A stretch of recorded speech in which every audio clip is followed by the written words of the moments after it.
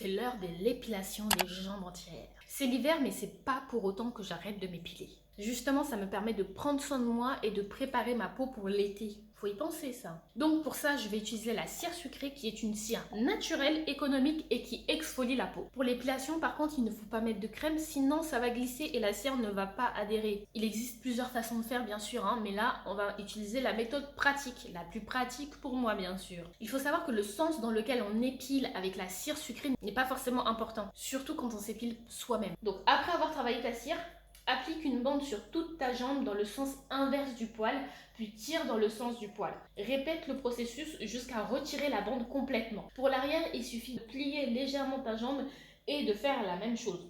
Appliquer dans le sens inverse du poil, puis tirer jusqu'à ce que la bande parte complètement. Pour le genou, il faudra plier ta jambe et faire pareil. Pour la cuisse, c'est légèrement différent. Pour la face avant, c'est pareil. Pour le côté extérieur de la cuisse, tu appliques de droite à gauche et tu retires de gauche à droite. En réalité, on épile dans le sens inverse. Pour l'intérieur, on applique de gauche à droite. Attention, ça dépend de ton sens du poil. Pour l'arrière, il y a plusieurs écoles. Soit tu lèves la jambe, soit tu te mets sur le côté, soit tu te mets debout, et j'en passe. En fait, tu choisis la position la plus confortable pour toi.